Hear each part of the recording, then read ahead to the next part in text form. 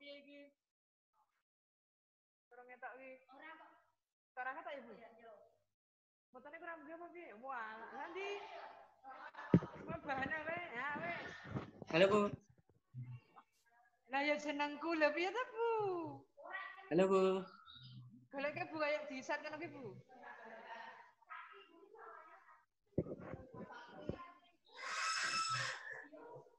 Rong adus.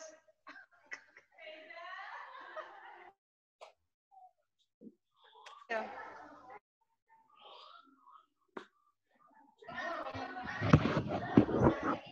Saiki ya sing kuwi bahana.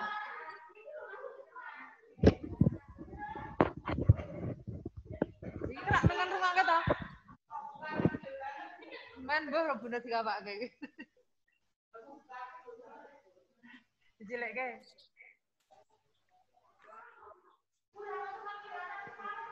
Hah? Nah, ya ora apa-apa ya.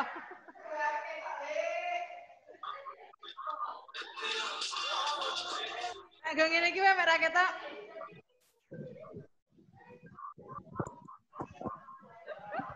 Bahana bingung iki lho. Halo.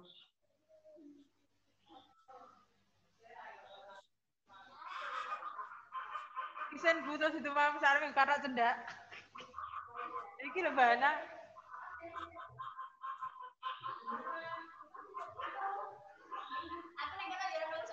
Loro.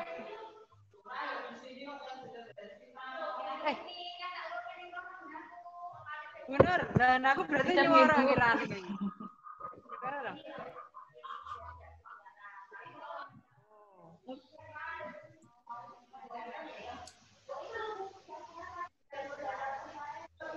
Iki kepiye iki? Nek bersuara gak dengan aku. Iki sapa iki, Bu? Aku bersuara lagi.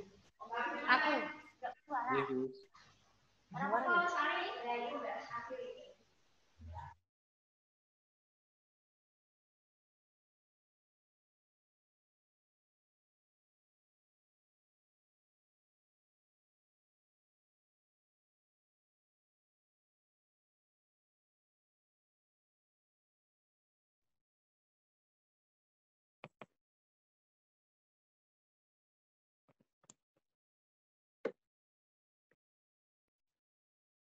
Ya, mikrofon sama tenis.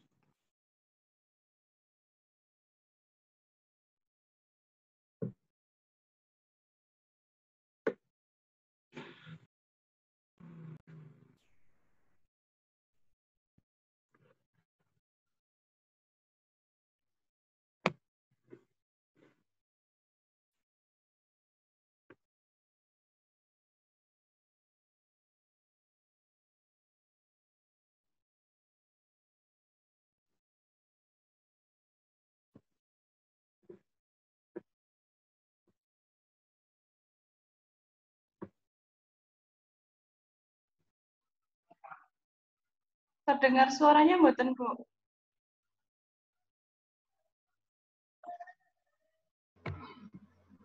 Terdengar, Bu, suaranya masuk. Oke.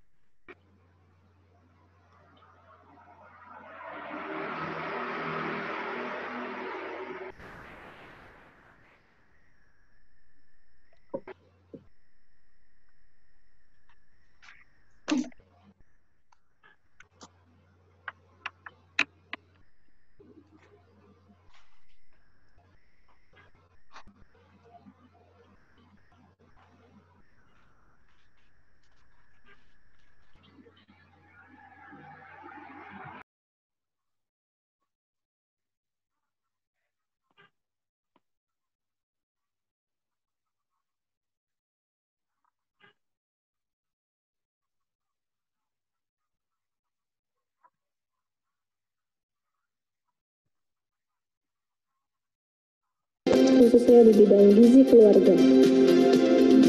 Program studi gizi UNISA juga bekerja sama dengan rumah sakit, puskesmas, lembaga pemerintahan, dan lembaga swadaya masyarakat yang bergerak di bidang gizi, industri makanan dan minuman dalam proses mencetak sarjana gizi yang unggul, khususnya di bidang gizi keluarga, namun tetap memiliki kompetensi seluruhnya sebagai ahli gizi.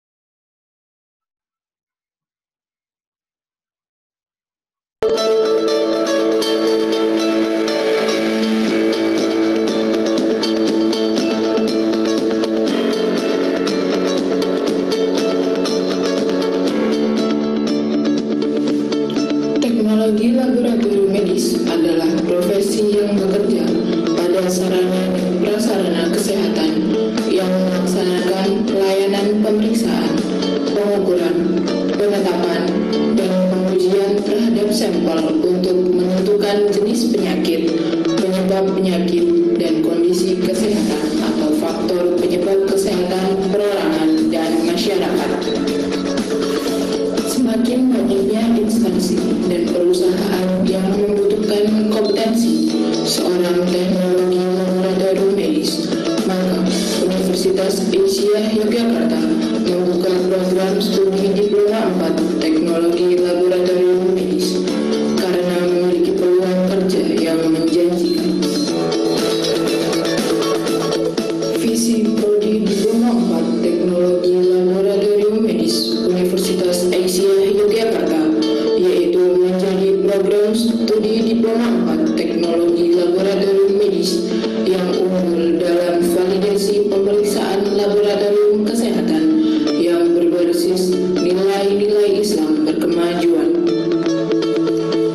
Keunggulan Prodi Diploma 4 Teknologi Laboratorium Medis Universitas Asia Yogyakarta adalah unggul dalam melakukan validasi pemeriksaan laboratorium kesehatan berdasarkan pemantapan mutu internal dan eksternal laboratorium kesehatan.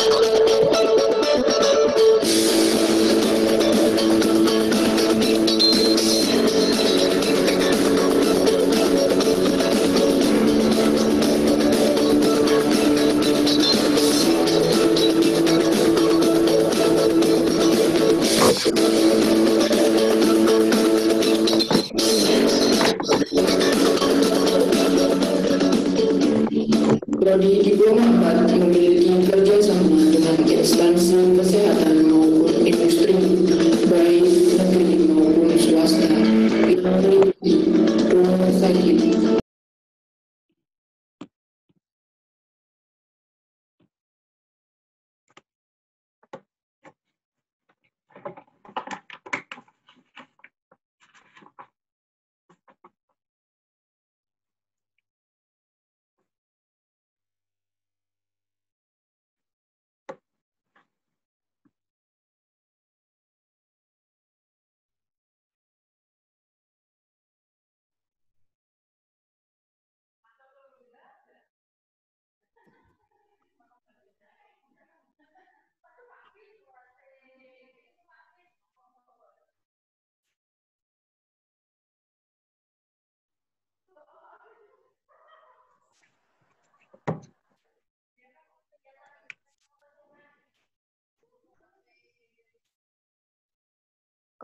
Kok ning kene kok ora ana suarane yo?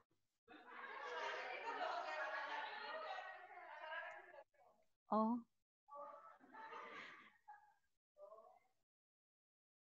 Assalamualaikum warahmatullahi wabarakatuh. Waalaikumsalam warahmatullahi wabarakatuh. Alhamdulillah, puji syukur senantiasa mari kita panjatkan kehadirat Allah yang telah banyak sekali memberikan karunia kepada kita semua. Sehingga pada pagi hari ini kita dapat melaksanakan kegiatan kerjasama antara UNISA dengan SMA Muhammadiyah Pleret. Sholawat salam semoga selalu tercurah kepada junjungan kita Nabi Muhammad Sallallahu Alaihi Wasallam. Bapak Ibu yang saya hormati, di pagi hari ini kemarin Mbak Akil sudah mengundang kita untuk berpartisipasi dalam acara ini. Nah, nanti sepenuhnya kita serahkan ke Mbak Akil gitu ya. Jadi saya juga belum tahu persis acaranya apakah ada pembukaan, kemudian nanti sambutan. Itu saya juga belum koordinasi. Nanti monggo kita persilahkan ke Mbak Akil gitu nggih. Nah, mohon nanti kalau sudah dimulai semua dimatikan. Jadi speaker semuanya dimatikan biar kita fokus. Sehingga di sini hanya terdengar mungkin Mbak Tri Budiah gitu ya atau Mbak monggo ya, nanti biar terdengar hanya itu saja. Jadi tidak kemeruak gitu. Mohon nanti kita baik siswa maupun guru nanti bisa speaker dimatikan. Ya. Mohon maaf nanti saya sambil saya dengarkan tapi sambil kesana kemari. Masalahnya ini banyak sekali siswa yang ngurus PIP gitu ya, orang tua juga pada japri, jadi nanti mohon maaf saya sambi-sambi, mungkin tampilan saya hanya lemari, mungkin tampilan saya hanya yang lain, mohon maaf yang sebesar-besarnya, tapi saya dengarkan terus, itu nggih. Itu monggo nanti selanjutnya untuk sepenuhnya pembukaannya kalau tidak salah jam 9 tadi ya harusnya ya, seperti itu. Monggo saya persilahkan pada tim dari UNISA terutama ke Mbak Akil untuk sepenuhnya menghandle acara pada pagi hari ini. Mungkin itu yang bisa saya sampaikan. Mohon maaf yang sebesar-besarnya kalau ada kesalahan kehilafan, dan mohon maaf nanti kalau ada hal-hal yang kurang pas karena ini Bapak Ibu guru juga masih pada datang. Jadi kami juga membantu untuk bisa terlaksananya kegiatan ini. Saya akhiri. Assalamualaikum warahmatullahi wabarakatuh. Waalaikumsalam warahmatullahi wabarakatuh. Ya, terima kasih banyak Bu Nur, sampun difasilitasi untuk kegiatan hari ini. Terdengar nggih suara saya nggih? Ya, sudah. Terdengar. Dengar. Nah, ini sambil menunggu bisa kita mulai atau berapa nggih? 19 nggih. Ya ini. Sebelumnya mungkin pembukaan sedikit nih dari saya. Terima kasih sekali untuk Bapak Ibu Guru, untuk Bu Nur Khofifah, kemudian pada adik-adik siswa SMA Muhammadiyah Pleret. Terima kasih untuk kehadirannya dalam acara hari ini yang dimana dalam rangka kegiatan pengabdian masyarakat dosen Universitas Aisyah. Kali ini sebenarnya topik yang lalu ini nggih Bu ya, tentang edukasi pada dan pemeriksaan kesehatan pada guru dan edukasi untuk siswa. Tapi karena memang kondisinya saat ini berkaitan dengan pandemi sehingga teman-teman, adik-adik semua belajar di rumah sehingga kita belum bisa berkesempatan bertemu bersama sehingga kita alihkan pada pertemuan Zoom kali ini. Ya walaupun hanya berjumpa secara online ya, semoga manfaatnya bisa kita petik semua. Jadi di sini saya dan Bu Tridia ya, tim dari UNISA. Sebenarnya masih ada lagi Mbak mahasiswa tetapi ada kendala jaringan sehingga tidak bisa join pada hari ini. Nah, hari ini kami ingin berbagi sedikit ya mengenai apa sih sebenarnya COVID gitu ya yang menjadi pandemi yang kita alami ya, pandemi yang kita alami saat ini, kemudian bagaimana nanti pemeriksaan laboratoriumnya sehingga bisa sampai didiagnosis mengalami COVID, kemudian bagaimana cara meningkatkan daya tahan tubuh ya melalui asupan gizi yang baik di tengah pandemi saat ini. Ya, nanti kita santai saja. Jadi jika memang ada pertanyaan bisa nanti klik ada tanda tangan ini ya, raise hand ini, atau nanti bisa chat di grup chat Zoom-nya ini. Jika memang tidak ingin langsung mengungkapkan pertanyaannya. Okay. Nah ini untuk memperlancar acara mungkin saya minta tolong untuk mute ya, mute masing-masing account. Tadi saya mencoba mute all tapi kok tidak bisa ya. Nah ini mungkin bisa di mute dulu supaya untuk bisa nanti bergantian untuk berbicara supaya tidak ada noise yang masuk dari luar ya. Ya, terima kasih, ini sudah 21 partisipan yang join ya.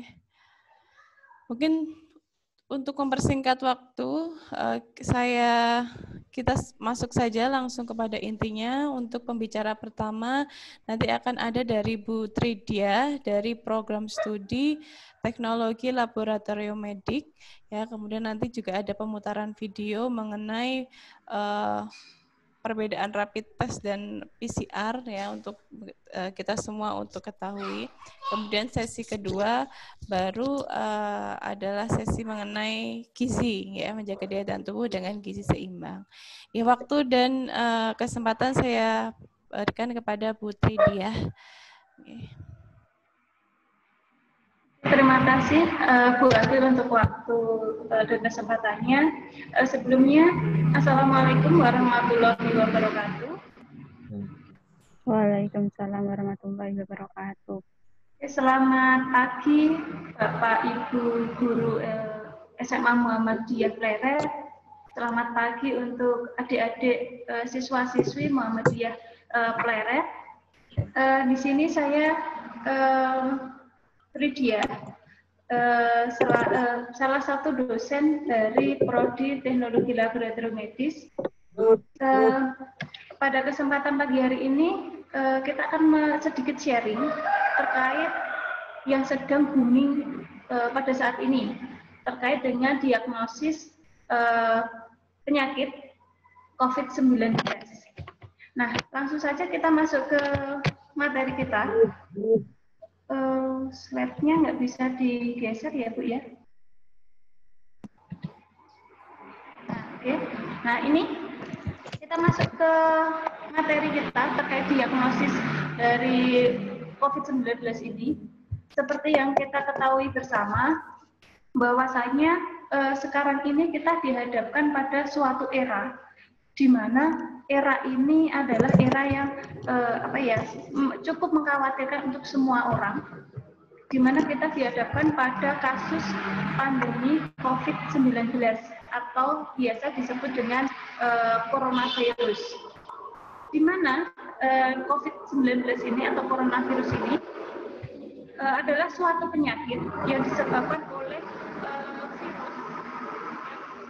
virus yang disebut dengan SARS-CoV-2. Nah, kemudian kalau kita lihat perjalanannya bagaimana nih sampai SARS-CoV-2 ini bisa menyebar di seluruh penjuru, baik di pandemi awalnya di mana, kemudian bisa menyebar di semua negara. Nah, dapat kita lihat di sini, kasus coronavirus ini awalnya dilaporkan oleh Badan Kesehatan Dunia atau WHO pada bulan Desember tahun 2019, di mana Badan WHO menyampaikan terdapat kasus atau klaster pneumonia yang ditemukan di Wuhan, Cina. Nah, klaster pneumonia ini awalnya etiologinya belum begitu jelas. Etiologinya apa nih dari penyakit pneumonia ini? Nah, tidak selang begitu lama, ternyata WHO mendapatkan informasi kembali bahwasanya penyakit yang sama seperti di Wuhan, Cina ini juga terdapat di negara yang lainnya. Sekitar bulan Januari 2020. Nah, kalau kita lihat perjalanannya, pertama kali dilaporkan di Wuhan sekitar akhir bulan Desember 2019, masuk ke tahun 2020, di bulan Januari ternyata kasus ini sudah melebar atau sudah menyebar di seluruh negara. Nah, kemudian di luar Cina atau di luar dari kasus ini pertama kali ditemukan, di negara-negara lain melaporkan bahwa adanya klaster pneumonia ini juga diikuti dengan adanya kasus kematian. Nah, dari kasus ini terus WHO ibaratnya apa ya, melakukan sebuah penelitian klaster pneumonia ini disebabkan oleh apa. Nah, kemudian pada tahun 2020 pada bulan Februari WHO menyampaikan bahwa virus atau penyebab dari klaster pneumonia ini disebabkan oleh COVID. Nah, kemudian kapan nih SARS-CoV-2 ini mulai terkonfirmasi di negara kita, di Indonesia? Nah, dari Desember di Cina, Januari mulai menyebar di negara-negara selain Cina. Di bulan Februari disampaikan penyebabnya oleh karena virus corona ini atau COVID-19 ini. Masuk di Indonesia dilaporkan pertama kali itu di bulan Maret 2020.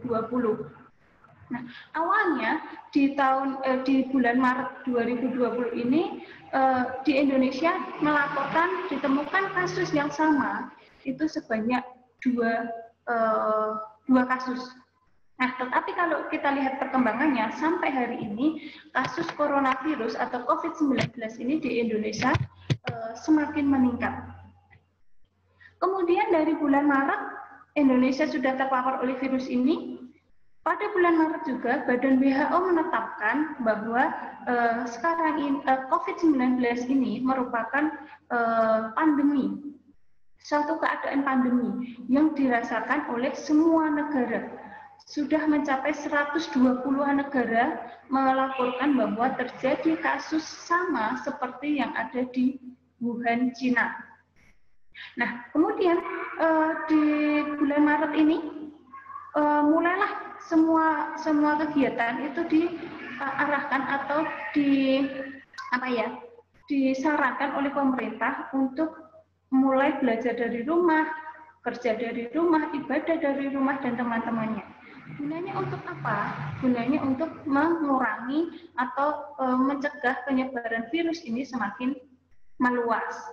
Nah, kemudian setelah kita mengikuti anjuran ini, nah pada bulan Juni ini atau awal-awal Juni ini kita dihadapkan pada sebuah anjuran kehidupan atau sebuah sebuah atau hal yang baru, yaitu diterapkannya atau dibukanya atau mulai dianjurkan kita berpersiapan untuk masuk ke new normal. Nah, kemudian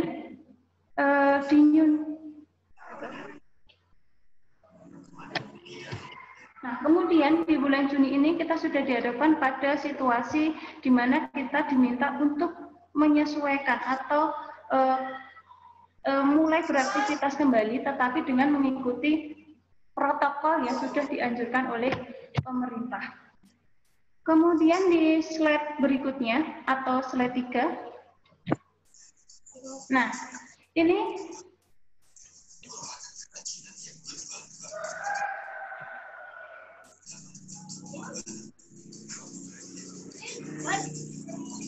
slide 3 tidak bisa tayang di layar masing-masing. Nah, ini kalau kita berbicara tadi tentang COVID-19 itu apa? Seperti yang saya sampaikan di awal tadi, bahwa sebuah virus di mana kalau kita lihat struktur dari virus ini, strukturnya yang pertama dia memiliki yang namanya RNA. Kemudian ada nukleokapsid, kemudian ada spike protein, kemudian ada envelope protein, dan ada membran protein. Nah, kemudian bagaimana virus ini bisa menginfeksi manusia? Nah, virus ini bisa menempel ke manusia jika ada reseptor yang cocok dengan tubuh manusia. Menurut penelitian yang sudah dilakukan oleh peneliti-peneliti, oleh ilmuwan-ilmuwan, bahwa virus ini bisa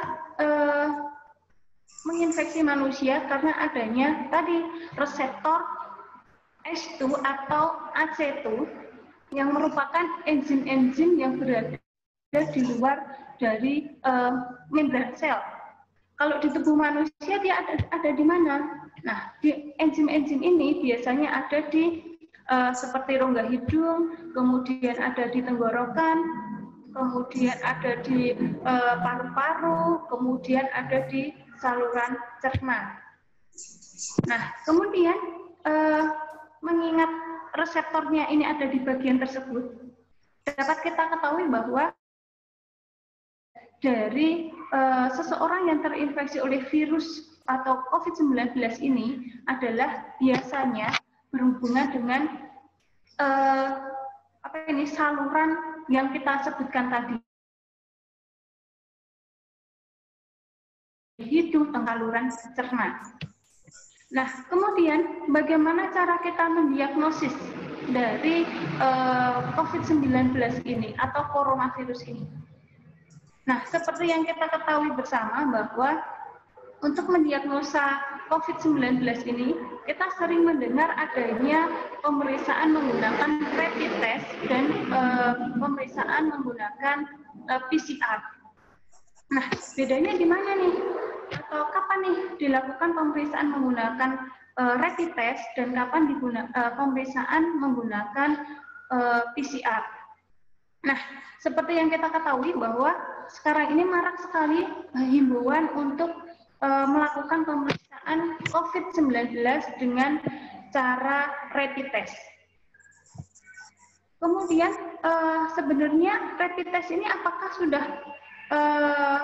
mampu untuk mendiagnosa bahwa seseorang ini terinfeksi oleh SARS-CoV-2 atau virus corona? Nah, sebenarnya untuk rapid test ini bukan penentu dari apakah seseorang ini terinfeksi oleh virus corona, melainkan suatu pemeriksaan screening awal yang dilakukan untuk mencegah penyebaran virus ini agar tidak semakin melebar. Screening awal, bukan penentu diagnosa dari COVID-19. Nah, kalau untuk menentukannya, itu bisa dilakukan pemeriksaan dengan alat yang namanya RT-PCR, kemudian ada LAM, kemudian ada NGS, kemudian ada ELISA, kemudian ada hematografi. Nah, bedanya apa nih antara rapid test dengan pemeriksaan menggunakan RT-PCR? Kalau rapid test itu adalah yang dilihat adalah antibodinya. Yang ditangkap dari rapid test ini adalah antibodi dari sampel pasien yang kita periksa. Sedangkan kalau kita menggunakan PCR, yang dianalisa atau yang ditangkap merupakan susunan dari virus tadi. Yang tadi di depan sudah disampaikan ada misalnya tadi apa tuh? Ada RNA-nya dan kemudian ada nukleokapsidnya, kemudian ada membrannya. Nah, kemudian untuk pemisahan rapid test ini hasilnya diinterpretasikan itu ada dua. Dia reaktif atau non-reaktif. Kalau reaktif berarti rapid test ini menangkap adanya antibodi yang disebabkan oleh virus. Apakah jika rapid test ini positif sudah pasti pasien yang kita identifikasi ini adalah positif coronavirus? Jawabannya adalah belum tentu. Kenapa? Karena rapid test ini seperti yang disampaikan awal tadi, dia merupakan screening awal. Dia bukan penentu apakah seseorang ini kalau positif pasti dia terkena coronavirus. Bisa saja di rapid test ini positif, tetapi ketika dilakukan pemeriksaan lanjut dengan menggunakan PCR hasilnya negatif. Kok bisa seperti itu? Nah, seperti yang kita ketahui bahwa virus coronavirus ini dia memiliki famili yang tidak hanya satu. Ada beberapa famili yang sama seperti COVID-19. Misalnya apa? Ada MERS, kemudian ada SARS, dan virus-virus yang lainnya. Di mana virus ini memiliki satu famili yang sama dengan SARS-CoV-2.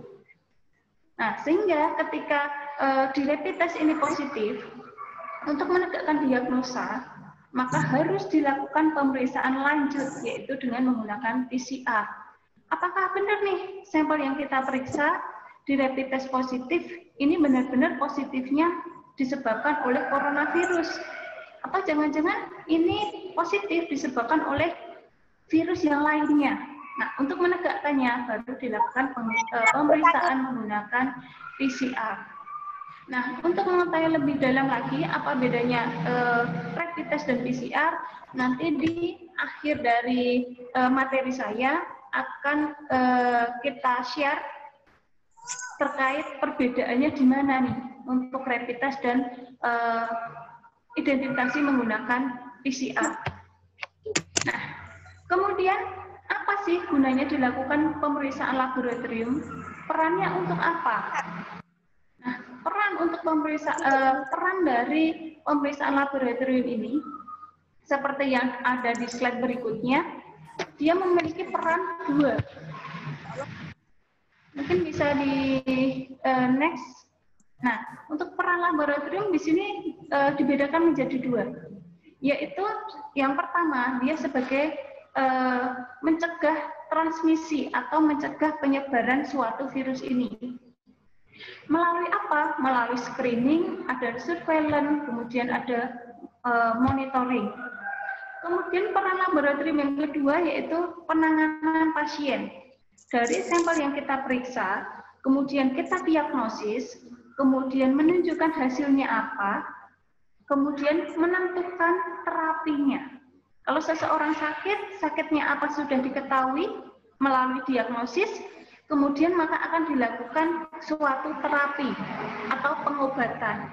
Nah, kemudian setelah diterapi, dari pemeriksaan laboratorium ini juga akan menentukan apakah pasien ini perlu diisolasi di rumah sakit, atau bisa pulang atau isolasi sendiri di rumah. Dan siapa yang menentukan ini? Yang menentukan semua ini adalah hasil dari pemeriksaan laboratorium.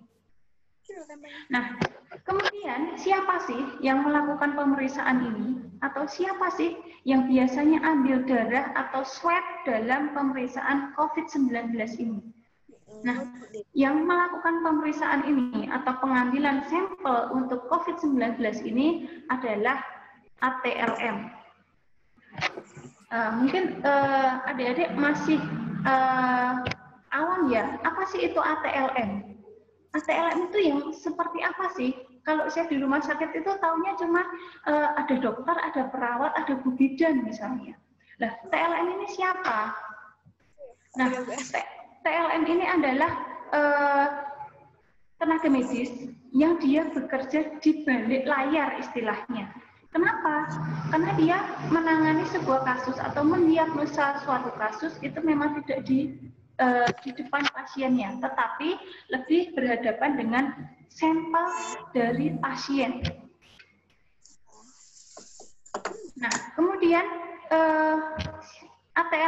ATLM ini tugasnya apa? Ya, tugasnya tadi mengambil sampel di pasien, kemudian melakukan diagnosa atau pemeriksaan laboratorium. Kemudian sampel apa nih yang biasanya diperiksa oleh ATLM? Banyak sekali, semua cairan tubuh pada manusia ketika dilakukan atau jika seseorang sakit kemudian ingin mengetahui penyakitnya apa atau disebabkan oleh apa, maka akan dilakukan pemeriksaan laboratorium. Sampelnya apa? Bisa feses, bisa urin, bisa misalnya pada kasus COVID-19 ini misalnya bisa menggunakan ini swab dari osofaring ataupun bisa juga menggunakan sampel yang lainnya. Nah, kemudian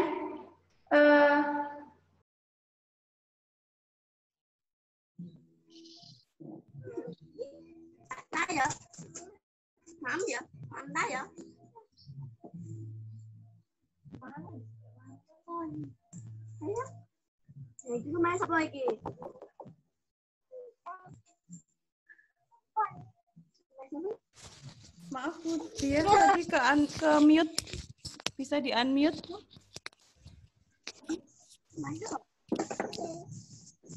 Putri dia tadi ke unmute, tadi ke mute. Sudah? Oh iya. Oh, udah. Sampai mana saya lupa, Mbak Agil. Di slide berikutnya, Mbak Agil, mungkin di slide berikutnya. Nah, kalau pengen mengenal lebih jauh ATLM itu yang seperti apa? Nah, kalau kita di sebuah rumah sakit, ada petugas yang biasanya membawa kotak atau ada petugas yang biasanya mengambil sampel darah. Itu adalah ATLM atau salah satu tenaga kesehatan yang bertugas untuk mendiagnosa suatu penyakit. Nah, ini adalah gambaran dari tugas ATLM yang bisa kita lihat pada saat kasus COVID-19 ini. Nah, di sini ada seorang ATLM yang sedang melakukan pengambilan darah vena untuk identifikasi COVID-19. Biasanya pengambilan darah vena ini dipakai untuk pemeriksaan rapid test. Nah, kemudian di gambar yang tengah ini adalah ATLM yang sedang melakukan pengambilan swab. Nah, swab ini biasanya dipakai untuk pemeriksaan seperti PCR. Kemudian kalau sudah dapat sampel dari swab, kemudian diapakan? Nah, biasanya dilakukan diagnosis di ruangan, di mana ruangan tersebut sudah dilengkapi dengan alat-alat agar menjaga sampel yang kita periksa ini tidak menulari semua petugas yang ada di laboratorium tersebut. Nah, kemudian di slide berikutnya,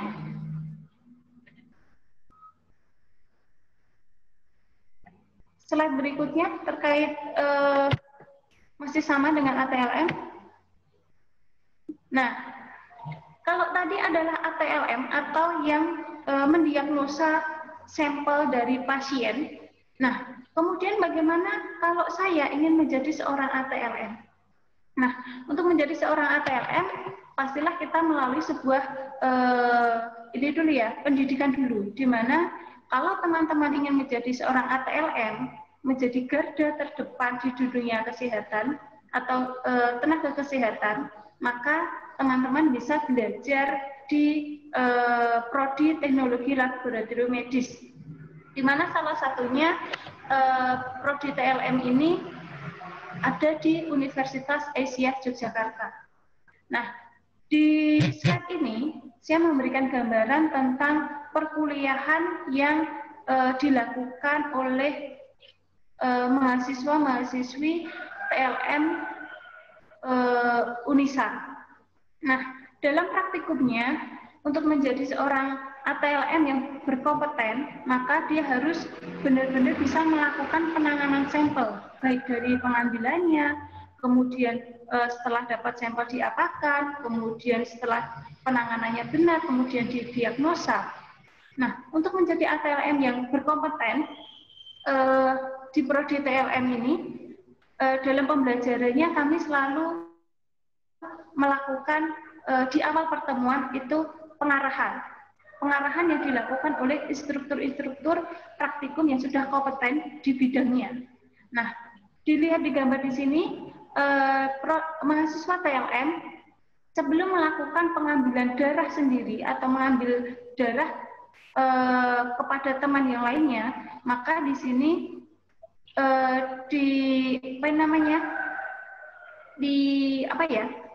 dalam pelatihannya apa sih istilahnya, kok saya jadi bingung ya, diamati benar-benar dalam pengambilan darahnya, dipandu oleh instruktur sampai benar-benar bisa.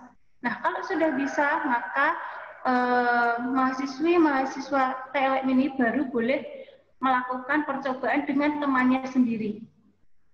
Nah, di sini dilihat sebelum dia real mengambil sampel darah pada temannya, di sini ada percobaan menggunakan alat peraga bagaimana mengambil darah. Kemudian setelah menggunakan alat peraga, dipandu dengan instruktur bagaimana pengambilan darah yang benar.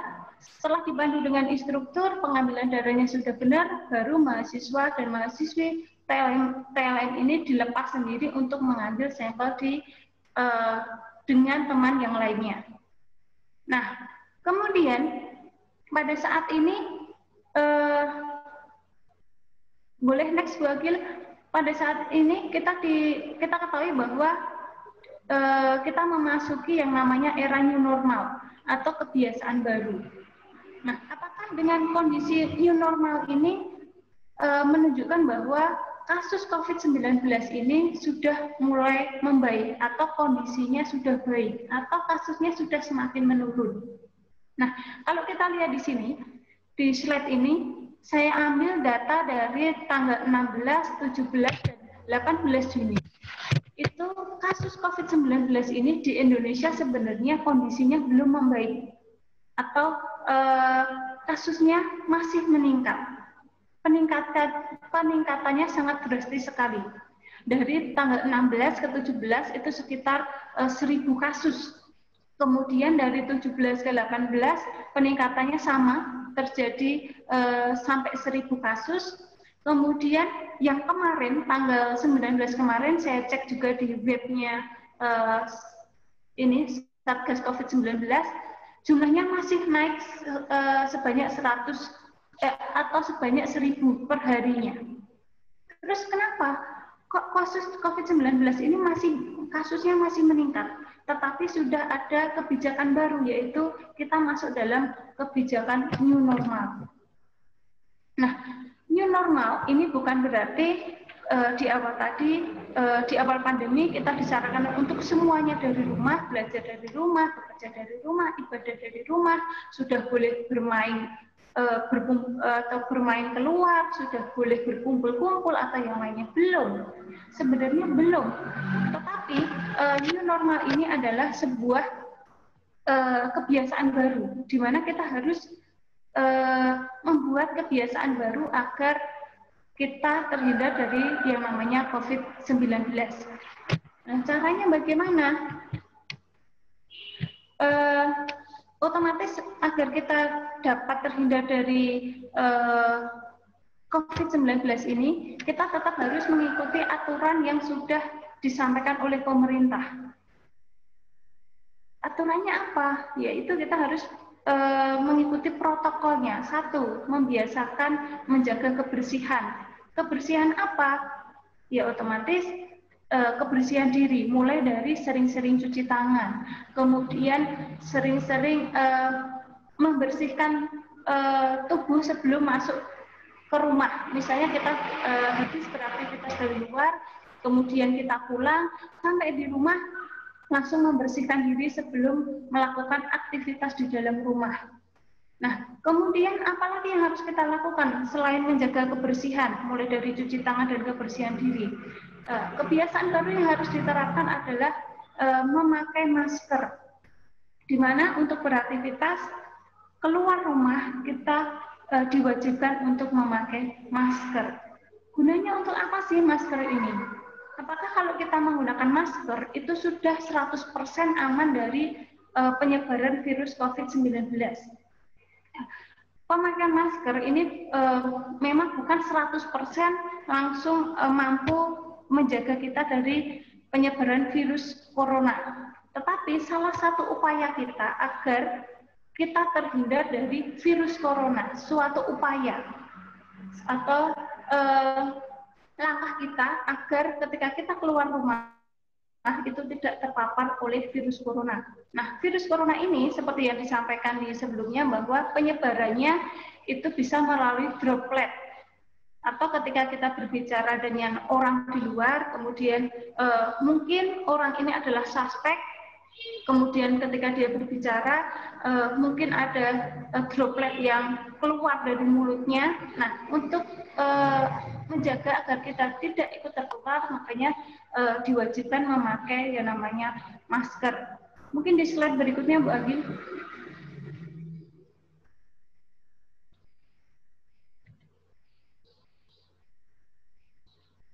Nah, kemudian selain masker, apa yang harus kita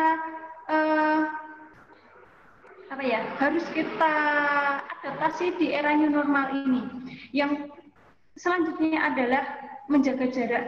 Nah, menjaga jarak ini sama seperti pemakaian masker tadi, merupakan salah satu upaya kita agar kita tidak terinfeksi oleh virus corona melalui droplet yang disebarkan oleh orang di luar yang kita tidak tahu apakah dia suspek, apakah dia positif, ataukah dia negatif. Tetapi sebagai upaya kita agar terhindar, maka kita harus membiasakan diri menjaga jarak satu dengan yang lainnya.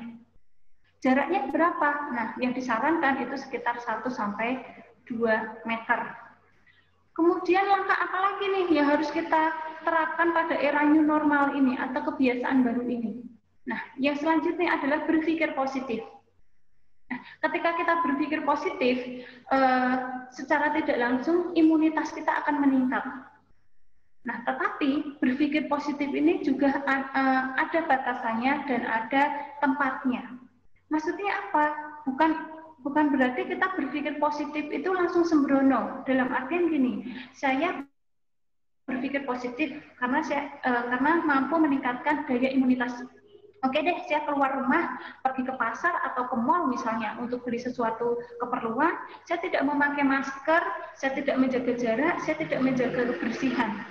Saya cukup menggunakan berpikir positif saja, karena dia mampu meningkatkan sistem imunitas. Nah, itu kurang tepat. Berpikir positif, tadi disampaikan bahwa salah satu upaya untuk meningkatkan imunitas kita, tetapi ada batasannya dan ada tempatnya. Salah satu contohnya, ini salah satu contoh yang disampaikan oleh gugus COVID-19, ilustrasinya adalah seperti ini. Misalnya ada seseorang atau pekerja yang pulang tengah malam, dia melewati sebuah lorong atau melewati sebuah jalan di mana tidak ada orang lain yang lewat kecuali satu orang ini. Kemudian di ujung jalan dia melihat adanya segerombol orang dengan membawa pisau ataupun benda-benda tajam yang lainnya. Apakah kita tetap harus jalan melewati jalan tersebut? Apakah kita tetap harus berpikir positif?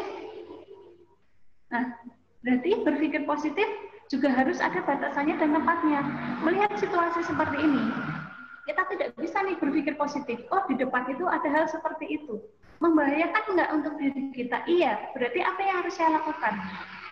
Ya berarti yang harus saya lakukan, saya harus mencari jalan yang lain. Untuk apa? Supaya aman dari halangan yang ada di depan tadi.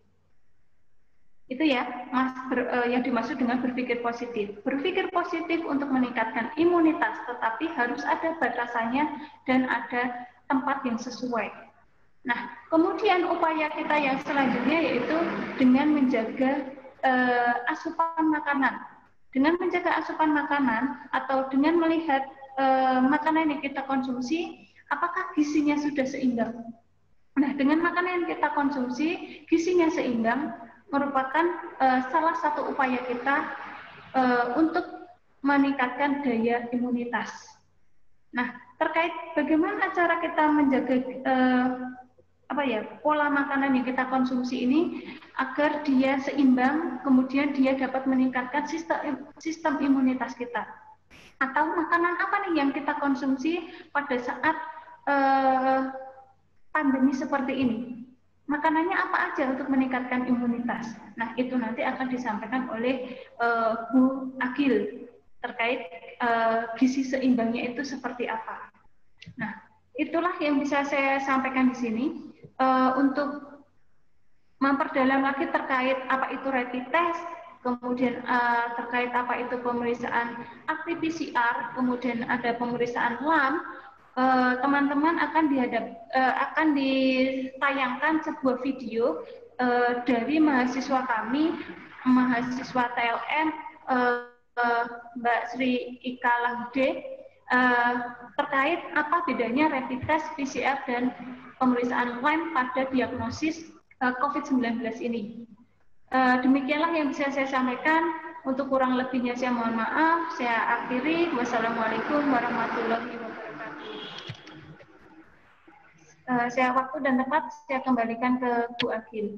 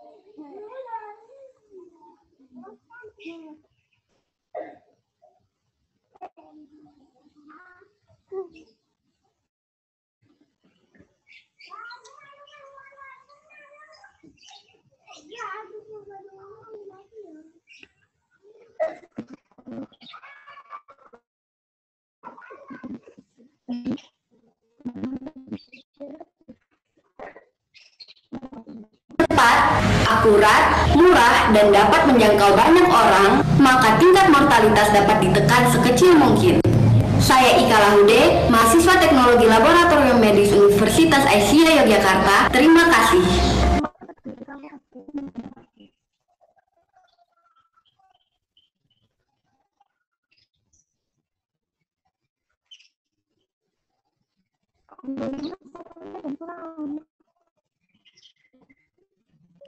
Baik, tadi suaranya tidak terdengar ya?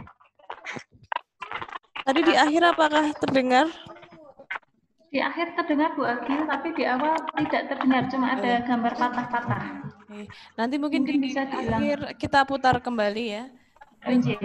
Kita lanjut ke selanjutnya saja, nanti di akhir kita putar kembali. Ya, terima kasih kepada Putri Dia untuk penyampaiannya sangat menarik ya mengenai bagaimana perbedaan tes untuk diagnostik ya COVID-19. Jadi intinya teman-teman tidak perlu takut jika memang mengalami beberapa faktor risiko untuk dikatakan entah ODP atau PDP gitu nih. Karena memang daripada kita menyebarkan COVID kemana-mana akan lebih baik jika bisa dideteksi secara lebih dini. Memang istilahnya kesadaran dari masyarakat itu sangat diharapkan untuk mengatasi COVID-19 ini. Ya, kemudian selanjutnya, mungkin sebelum kita ke materi selanjutnya, bagaimana jika kita melakukan foto bersama? Bisa dinyalakan dahulu videonya, Bapak Ibu.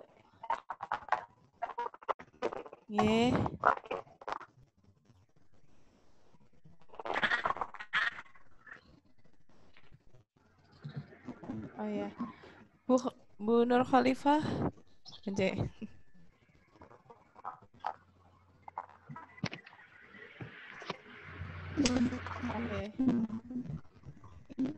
Pak Bambang, Bu Nur Khalifah, ini Pak Heri. Iya. Mas Heri nih.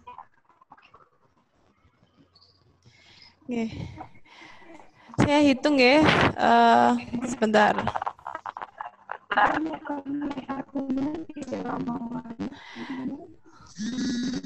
1, 2, 3, senyum. Oke, sebentar. Halaman kedua ya. Kita lihat. Sebentar. Halaman kedua, 1, 2, 3, senyum. Sudah.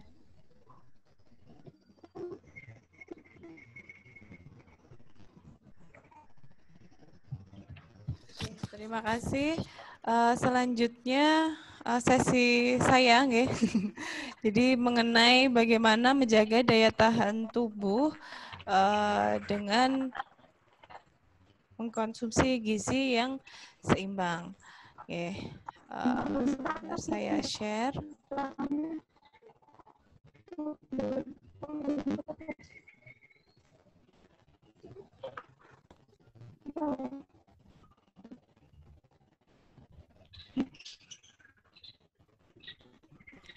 Ya, Assalamualaikum warahmatullahi wabarakatuh.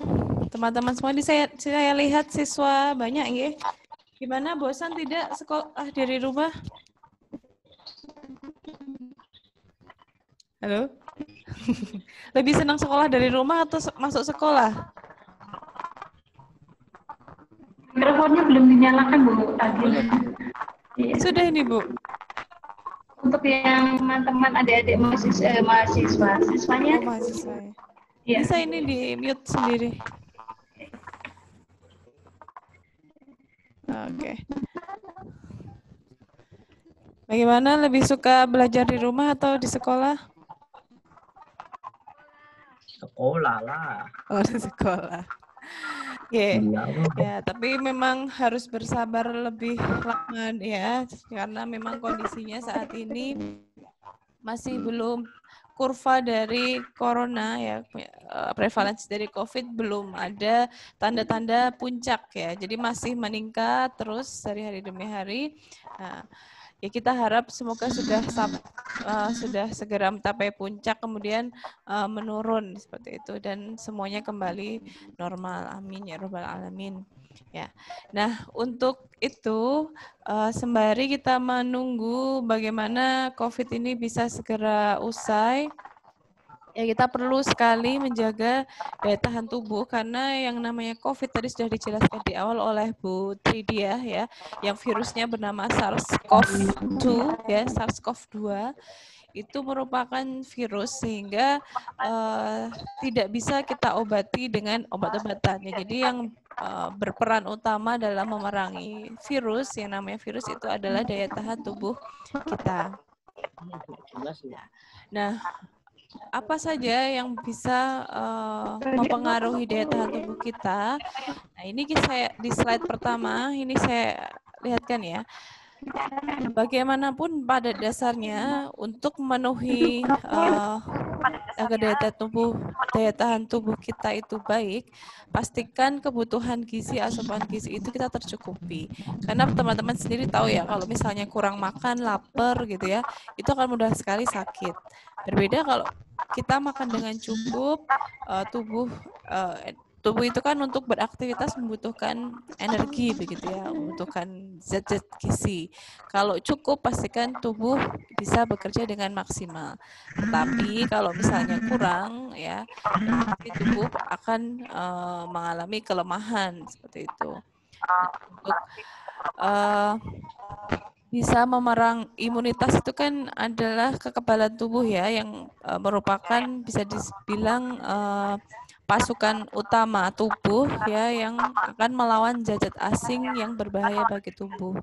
Ya, virus itu tadi kan termasuk adalah zat-zat asing bagi tubuh.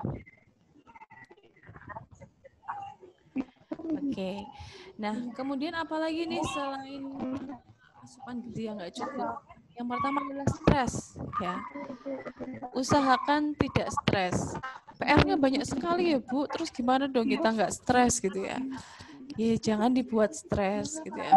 Kita harus banyak-banyak bersyukur karena alhamdulillah kita masih bisa diberi kesempatan untuk belajar, untuk belajaran dari rumah seperti itu ya. Sehingga waktu untuk mengeksplor ilmu itu kan menjadi lebih banyak di rumah gitu ya.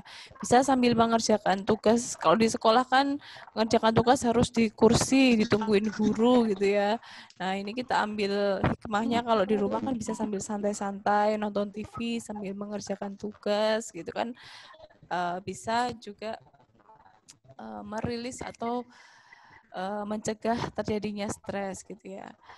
Nah, kondisi stres ini kenapa ada kaitannya dengan imunitas? Karena dengan adanya stres ya, rata-rata tubuh itu akan inginnya makan yang manis-manis, yang istilahnya yang tidak terlalu sehat gitu ya. Kalau manis-manis, kemudian pengen makan banyak gitu ya.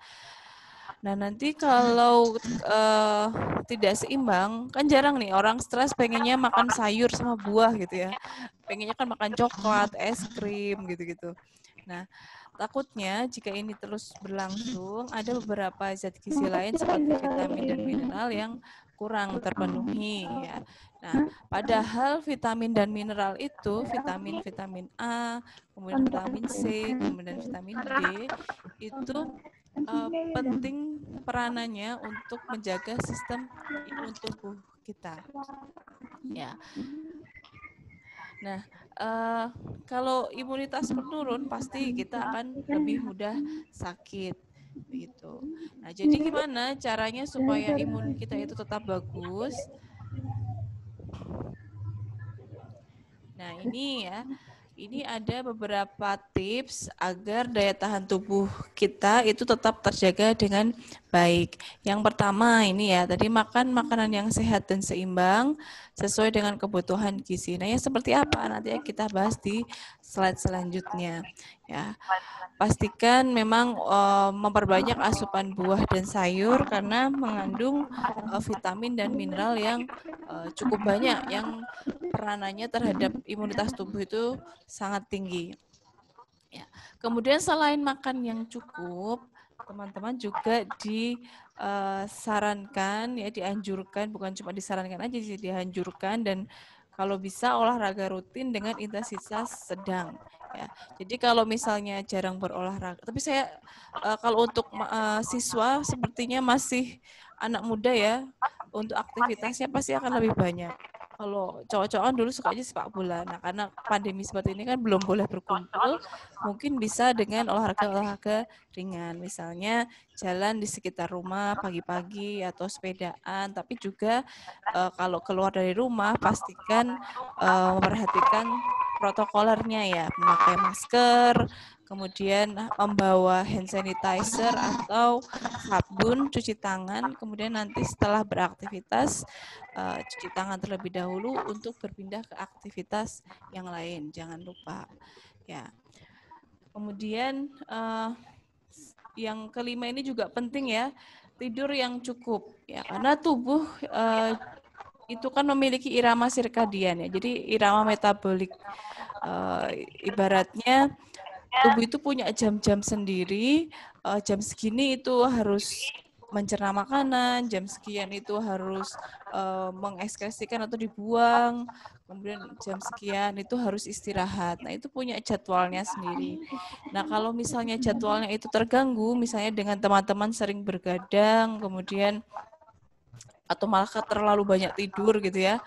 Nah, itu juga tidak bagus ya. Ya, pastikan tidur itu yang cukup ya. Yang cukup itu ya tidak terlalu banyak juga tidak terlalu sedikit ya. Kalau menuruti sunnah Rasulullah itu kan tidur itu bagusnya sekitar ya setelah Isya ya, sekitar jam 9, 8 jam 9 itu sudah tidur tetapi bangun lebih pagi ya sebelum subuh seperti itu. Ya, itu akan lebih bagus daripada tidur jam 12 malam terus bangunnya jam 8 pagi. Pagi apa siang jam 8 ya. Itu akan walaupun durasinya sama-sama 8 jam atau 9 jam gitu ya, tapi tidak sesuai dengan jadwal tubuh gitu ya, jadwal metabolisme tubuh. Itu akan mengganggu imunitas tubuh kita. Nah, ini ya. Hendaklah manusia itu memperhatikan makanannya. Di Al-Quran banyak sekali ayat-ayat Al-Quran yang mencantumkan apa saja makanan yang baik untuk kita konsumsi ya. Kita tidak dianjurkan mengkonsumsi semua makanan tanpa melihat fungsinya. Ya, bahkan di sini di Al-Maidah, di An-Nahl, di Al-Mu'minun itu ada khususan makanan yang bergizi tinggi, misalnya sumber protein, buah-buahan, madu, daging, susu, sudah ada di Al-Quran untuk banyak dikonsumsi. Ya. Nah, harus seberapa banyak sih yang dikonsumsi? Nah, ini ada panduan mengenai gizi seimbang ya. Mungkin teman-teman ada yang pernah melihat, kita sebut sebagai tumpeng gizi seimbang. Ini memperlihatkan berapa porsi makanan yang harus kita makan ya. Bisa dilihat dari bawah itu biasanya paling banyak itu adalah air ya di sini ya porsinya, karena air itu kan dianjurkannya setidaknya 8 gelas sehari ya. Kemudian setelah itu makanan pokok pastikan ada, tapi jangan semua makanannya terus makanan pokok semua. Misalkan makan nasi goreng, lauknya oseng mie, sayurnya oseng mie gitu ya. Kemudian pakai perkedel kentang, bakwan jagung, apalagi. Ya, nah itu kan semuanya karbohidrat. Nah, itu sangat tidak seimbang. Jadi kalau memang sudah makan nasi, ya yang lain harus sayur gitu ya. Sayur, kemudian ada lauknya. Lalu apa? minumnya mungkin kalau proteinnya kurang bisa menggunakan susu seperti itu. Nah, di tumpeng gizi seimbang ini, nah ini lebih sederhana lagi. Jadi, nah ini contoh besaran dari piring kita, gitu ya, piring makan. Di wadah yang di gambar yang biru itu bisa dilihat porsinya separuh dari piring kita itu terdiri dari buah dan sayur. Jadi teman-teman jangan ada yang nggak suka sayur di sini.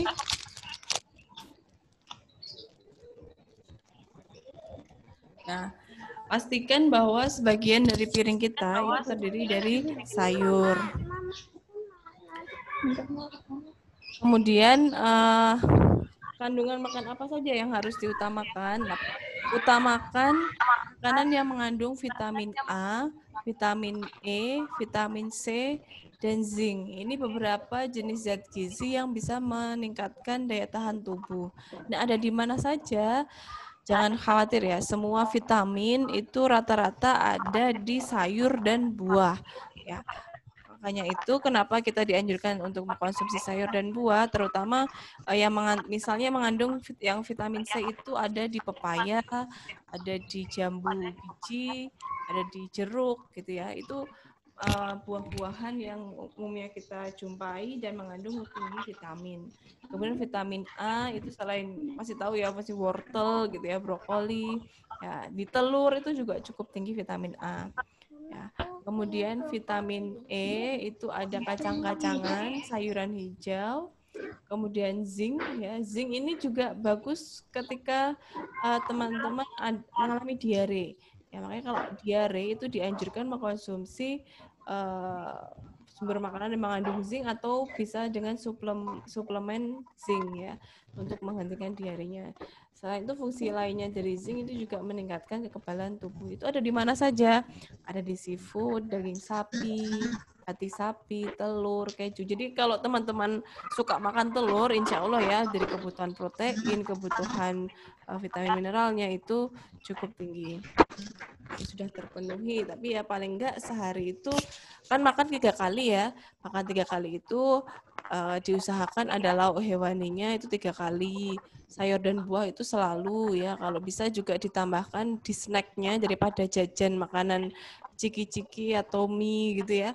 Lebih baik diganti dengan salad. Saya bisa bikin salad sendiri kan, buah diiris-iris, kemudian bisa ditambahkan yogurt atau yang lain, jeruk nipis itu kan enak untuk dikonsumsi.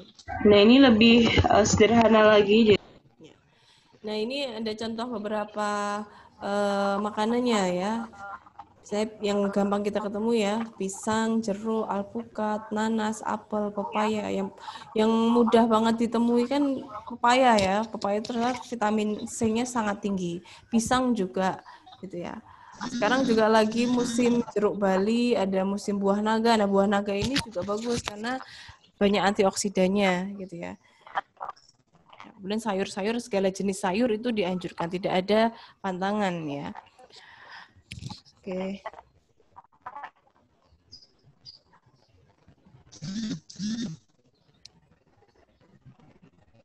Sudah ada suaranya tidak? Dengar suara tidak? Ada Bu, udah jelas. Oh jelas, oke. Ini ada chat soalnya. Oke. Nah kemudian tadi ya jangan lupa di pandemi COVID ini kan selain kita harus mengkonsumsi makanan yang sehat ya, jangan sampai lupa, jangan sampai lengah ya. Ini saya cukup prihatin sebenarnya setelah ada pengumuman pengendoran PSBB dari pemerintah itu seolah-olah masyarakat merasakan wah sudah bebas gitu, lalu jalanan sudah mulai ramai, banyak yang goes, naik sepeda kemari, pasar juga mulai ramai, dan bahkan banyak yang tidak menggunakan masker. Ya, sedih sekali lihatnya ya, kesannya sudah bebas, padahal belum, kita belum sama sekali bebas dari COVID. Tadi saya katakan di awal, bahkan grafik kita, angka COVID itu belum sampai puncak, ini masih naik terus. Kalau di negara-negara lain yang sudah menutup lockdown-nya, yang sudah tidak melepaskan status lockdown-nya seperti di Eropa, kemudian di mana lagi ya, di Cina, di Korsel, di Jepang, itu karena mereka grafiknya sudah menurun. Ya, bahkan sudah menurun pun akan ada lagi second wave, itu juga bisa gelombang kedua untuk COVID ya. Jadi memang perlu kita sadari bahwa ya kita tidak bisa lari dari kenyataan ya. Ya, pasti ini kondisinya sudah berbeda. COVID kita hidup bersanding dengan COVID, sehingga yang harus kita tingkatkan adalah kesadaran diri. Ya, mungkin kita di usia sekarang ya, adik-adik ini kan masih muda-muda, imunitasnya cukup tinggi, ya. Kena virus bisa jadi tidak ada efek ya, atau kita sebut sebagai orang tanpa gejala gitu ya, karena imunnya bagus. Ketika kena virus COVID akan kalah dengan imunitas tubuhnya, tetapi bisa menjadi karier atau pembawa. Jadi kita yang akan menyebarkan virus-virus COVID itu kepada orang lain. Nah, bahayanya kalau misalnya virus itu terkena pada orang-orang yang berisiko dan imunnya lemah. Nah, mereka yang akan sakit, tapi kita tidak apa-apa. Ya, itu yang sangat bahaya sekali. Makanya kenapa saya kok sedih melihat di jalanan itu orang bebas berkerumun tanpa memperhatikan, misalnya nggak pakai masker, kemudian mau masuk toko nggak cuci tangan, atau masuk kemana-mana nggak ada hand sanitizer, ya seolah-olah sudah bebas gitu ya. Itu sangat berbahaya sekali. Ya, jadi pastikan, apalagi terutama yang kita bersama, meskipun semoga keluarga kita selalu dilindungi, tidak terkena COVID gitu, imunitas kita cukup bagus, kita harus memperhatikan diri kita supaya jangan sampai kita menjadi penyebarnya, ya, carrier-nya.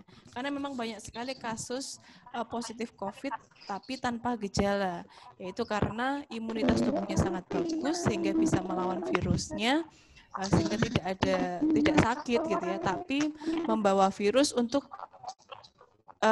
bisa menularkan kepada orang lain gitu ya. Itu cukup bahaya ya.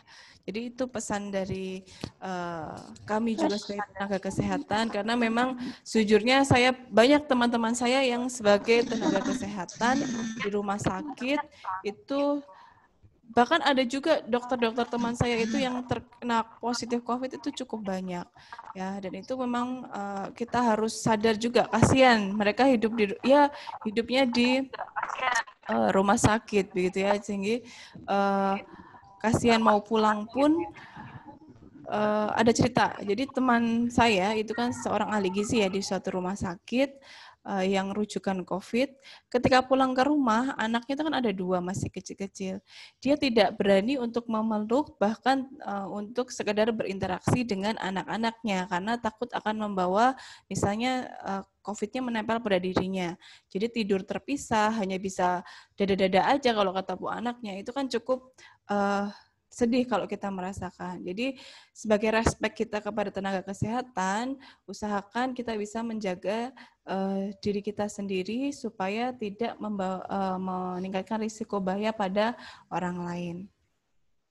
Ya, selain memang kita harus menjaga tubuh kita untuk di sini ya. Nah, untuk menjaga daya tahan tubuh, apakah perlu kita minum suplemen vitamin gitu ya?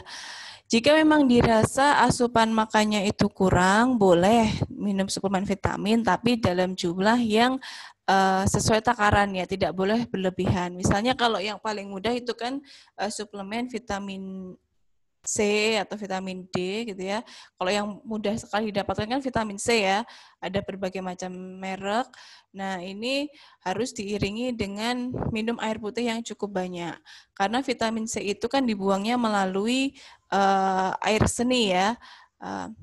Jadi kalau tidak diiringi minum yang banyak, takutnya akan memperberat kerja ginjalnya akan berat. Nah, harus seberapa banyak yang kita konsumsi? Sebenarnya vitamin C itu hanya cukup 200 mg saja sehari. Ya, padahal kalau di vitamin-vitamin yang di luar itu kan 500 mg, 1000 mg gitu ya. Sebenarnya itu cukup agak berlebihan gitu ya. Jadi sebenarnya paling cukup 200 mg. Jadi kalau sehari minum 500 mg saja itu sudah cukup ya, bisa memenuhi kebutuhan vitamin C sehari gitu ya. Tapi harus minum juga yang banyak. Ya. Mungkin itu yang dari saya. Mungkin kita akan lebih ke diskusi saja jika ada Bapak, Ibu, atau adik-adik yang ingin bertanya. Sekian dari kami. Wassalamualaikum warahmatullahi wabarakatuh. Waalaikumsalam warahmatullahi wabarakatuh. Mungkin videonya tadi jadi untuk ditayangkan, Bu Agil? Oke, bisa saya share nggih, sambil mungkin teman-teman atau Bapak Ibu ada yang ingin bertanya nggih. Bisa langsung kita style dulu nggih. Kelihatan nggih? Ya, pemeriksaan PIN, apakah benar sudah valid?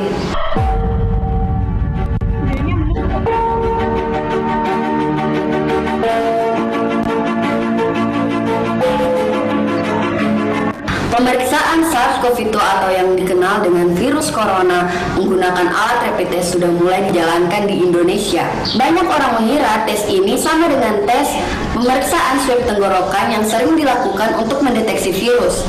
Hanya saja lebih praktis dan cepat. Padahal, anggapan tersebut tidaklah benar. Hal ini menimbulkan berbagai macam respon dari warga Indonesia. Ada yang panik, ada yang memberikan stigma bermacam-macam. Ada juga yang apatis dan menganggap bahwa pemeriksaan ini tidaklah penting. Ketidakpedulian dan ketidakpatuhan akibat faktor apatis dan ketidakpercayaan atas hasil rapid test sehingga mengakibatkan beberapa orang menganggap bahwa COVID-19 hanyalah karangan belaka. Selain itu, masih banyaknya warga yang tidak patuh terhadap kebijakan pemerintah mengakibatkan pandemi ini yang awalnya diprediksi akan berakhir di bulan Juni dan situasi kembali normal pada bulan Juli mundur menjadi September bahkan Oktober atau bahkan tidak pasti kapan akan berakhir. Lalu bagaimana deteksi yang sesuai? Rapid test hanyalah tes screening. Pemeriksaannya tidak terlalu efektif dan akurat. Pemeriksaan menggunakan rapid test juga bisa menghasilkan hasil negatif palsu ataupun positif palsu. Maka dari itu, pemeriksaan reverse transcription polymerase chain reaction atau yang biasa disingkat dengan RT-PCR sangat disarankan untuk pemeriksaan COVID-19 karena mempunyai sensitivitas yang tinggi dan juga akurasi yang lebih dari 95%. Pemeriksaan PCR akan diawali dengan proses konversi atau mengubah RNA yang terdapat di dalam sampel menjadi DNA. Ketika RNA sudah diubah menjadi DNA, maka alat PCR akan melakukan amplifikasi atau memperbanyak materi genetik tersebut agar bisa terdeteksi. Sederhananya seperti ini. Apabila kita pernah menonton sinetron, lalu ada seseorang yang ingin melakukan tes DNA untuk membuktikan bahwa dia anak siapa, maka dilakukanlah tes PCR ini. Nah, sama halnya dengan pemeriksaan virus corona ini. Hanya saja perbedaannya dicocokkan dengan DNA virus corona. Sayangnya, pemeriksaan ini membutuhkan waktu yang cukup lama dan harganya yang lumayan mahal. Lalu, apa solusinya? Solusinya yaitu bisa dengan memperbanyak tes PCR di Indonesia atau menerapkan metode pemeriksaan RT-LAMP. Metode uji RT-LAMP atau singkatan dari Reverse Transcription Loop Mediated Isothermal Amplification merupakan metode uji klinis yang kurang lebih keakuratan dan kesensitivitasnya sama dengan RT-PCR. Prinsip uji dari RT-LAMP ini yaitu dengan memperbanyak materi genetik seperti RNA atau DNA secara isothermal. Isothermal yang dimaksud di sini yaitu pemeriksaan ini hanya membutuhkan suhu konstan yaitu dari 60–65 derajat Celcius. Sedangkan pemeriksaan PCR di setiap tahapan-tahapannya membutuhkan suhu yang berbeda-beda. Itu bisa jadi salah satu alasan mengapa pemeriksaan PCR harganya lumayan mahal. Total waktu yang dibutuhkan dalam pemeriksaan ini hanya 70 menit. Bisa kita lihat diagnosis dengan menggunakan RT-LAMP lebih cepat dibandingkan dengan menggunakan RT-PCR yang membutuhkan waktu paling sedikit 4 jam. Dari segi biaya RT-LAMP lebih murah, yaitu hanya 15 dolar Amerika Serikat saja atau sekitar 205.212 rupiah. Lebih murah dibandingkan dengan RT-PCR yang sebesar 43 dolar Amerika Serikat atau sekitar 588.274 rupiah. Nah, jadi begitu teman-teman mengenai alternatif metode uji COVID-19. Jika pengujian dapat dilakukan secara cepat, akurat, murah, dan dapat menjangkau banyak orang, maka tingkat mortalitas dapat ditekan sekecil mungkin. Saya Ika Lahude, mahasiswa Teknologi Laboratorium Medis Universitas Asia Yogyakarta. Terima kasih.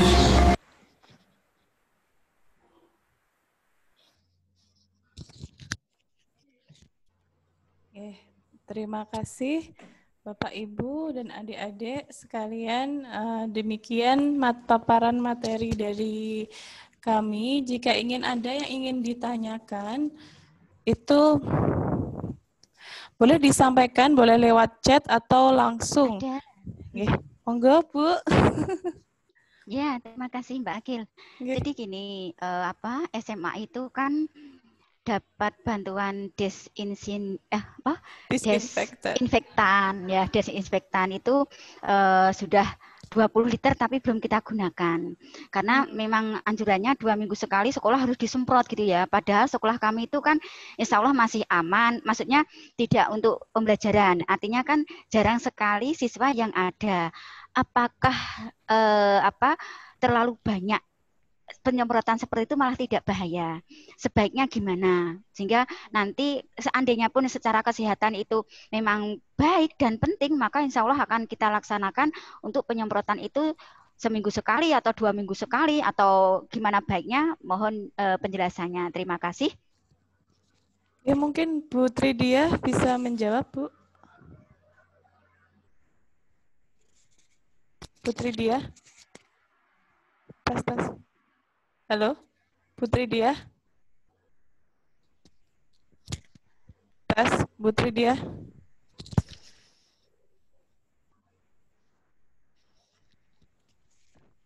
Ya, kedengaran betul? Suaranya putus-putus, setengah hilang. Oke, jelas betul, jelas sedang.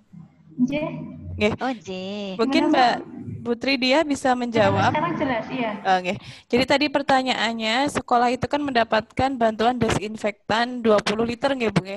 Nah, itu anjurannya setiap beberapa minggu ya, itu ada seminggu 2 kali harus seminggu disemprot. Seminggu 2 kali ada penyemprotan di lingkungan sekolah menggunakan disinfektan. Nah, itu apakah ada efeknya atau tidak? Karena kan selama ini belum ada siswa-siswa yang sekolah ya, jadi bisa dikatakan sedikit ada kontak dengan orang-orang. Ya, apakah perlu, dan misalnya terlalu sering itu apakah ada efeknya? Terima kasih Bu Agil dan Ibu Nur Khofifah. Kalau terkait apakah itu maksudnya membahayakan, kalau digunakan sesuai dengan protokolnya sebenarnya itu tidak membahayakan kalau menurut saya. Kemudian berapa kali sebaiknya sekolah ini harus disemprot dengan disinfektan. Kalau berapa kalinya sama, Bu. Kalau menurut saya bukan selalu harus misalnya sehari sekali atau 3 kali sehari misalnya, atau 3 hari sekali misalnya. Itu tergantung dari lokasi tersebut apakah dipakai untuk aktivitas.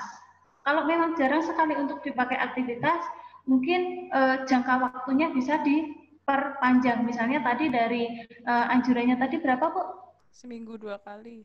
Seminggu 2 kali. Seminggu 2 kali. Seminggu 2 kali. Tetapi kalau memang di lingkungan tersebut jarang digunakan untuk aktivitas, mungkin bisa dilakukan seminggu sekali. Ya. Gitu, Bu. Tergantung dari situasi lokasinya, Bu. Kalau memang jarang dipakai atau tidak terlalu banyak orang yang beraktivitas di dalam lingkungan tersebut, mungkin frekuensinya bisa dikurangi. Kalau menurut saya seperti itu, Bu. Menambahkan ya, Bu. Nah, untuk disinfektan ini kan memang masih pro kontra ya, pro kontra apakah diperlukan atau tidak gitu ya. Ada yang pro bahwa itu bagus untuk mencegah seperti itu. Ada yang kontra karena beberapa kan isi disinfektan itu kan zat kimia. Ibaratnya jika terlalu banyak disemprotkan, ditakutkan mikrobia yang seharusnya memang normalnya gitu ya ada di sekitar kita itu menjadi banyak yang mati sehingga mengganggu ekosistem lingkungan gitu ya. Ada yang pro kontra. Nah, ini memang kita sesuaikan dengan kebutuhan saja. Jika memang lingkungan di situ banyak sekali kontak dengan manusia ya seperti itu mungkin diperlukan gitu ya untuk membersihkan. Tapi kalau memang di lokasi-lokasi yang jarang sekali ada kontak dengan manusia, seperti kata Bu Tridia tadi bisa diperpanjang begitu ya, disesuaikan dengan kebutuhan. Mungkin yang paling sering karena kalau guru itu kan ada piket ya Bu, setiap hari pasti ada yang masuk. Mungkin daerah ruang guru itu lebih sering daripada di kelas-kelas yang digunakan untuk belajar siswa seperti itu Bu. Ya. Dan pastikan juga memang setiap keluar masuk di ruang guru itu pastikan cuci tangan dengan menggunakan sabun. Karena dari hasil beberapa percobaan memang yang paling efektif untuk mengeliminasi virus itu dengan cuci tangan dengan air mengalir ya pastinya karena akan langsung hilang seperti itu.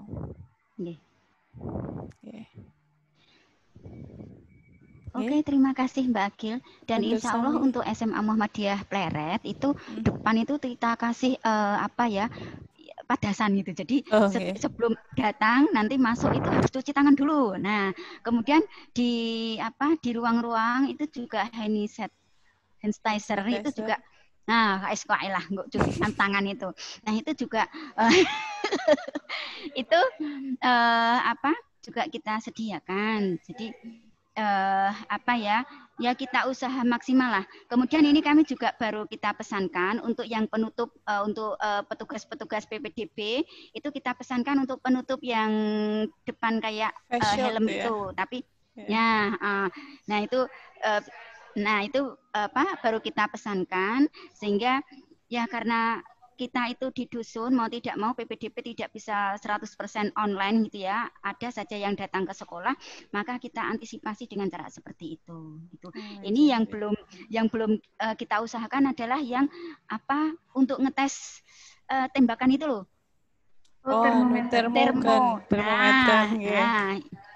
Termometer yang itu memang kita belum dapatkan gitu ya, mudah-mudahan besok kita bisa mengusahakan. Mungkin itu yang bisa kita sampaikan dan ini bagus sekali. Mohon nanti kita diminta materinya tadi biar nanti kita share ke anak-anak saya karena ini yang mengikuti anak-anak saya terbatas sekali. Sebenarnya banyak sekali yang mau ikut. Cuman ini kendala, Bu, saya nggak bisa install karena HP-nya sudah nggak cukup memorinya. Oh ya nggak apa-apa, besok dikasih materi kayak gitu. Jadi nanti biar kita share ke anak-anak yang istilahnya menunggu untuk informasi ini. Mungkin itu Mbak Agil, terima kasih. Ya nanti juga rekaman video ini saya coba upload di YouTube ya. Jadi mungkin kalau adik-adik kan nonton YouTube sudah pinter ya, sudah bisa kan lebih enak daripada Zoom gitu. Nanti coba kami upload di YouTube. Ini sebenarnya kan rencananya ada live YouTube, tapi tadi agak ada kendala teknis sehingga belum bisa saya sambungkan ke YouTube. Nanti mungkin yang belum bisa hadir bisa melihat di YouTube channel akan saya bagikan melalui Bu Nur Khalifah, begitu nggih Bu. Semoga ya acara kegiatan hari ini bisa bermanfaat dan kalau misalnya memang dibutuhkan untuk ada lagi gitu ya Bu, mungkin bisa dengan live IG, Instagram. Kalau adik-adik kan lebih seneng ya kayaknya live Instagram gitu. Ya, jadi mungkin bisa kita buat nggih. Jadi Ibu guru dan Bapak guru mungkin bisa membuat Instagram nggih Bu ya. Nanti sambil promosi sekolahnya. Sebetulnya bisa. Punya, cuman nggak aktif gitu. Jadi apa itu punya cuma nggak terlalu aktif gitu.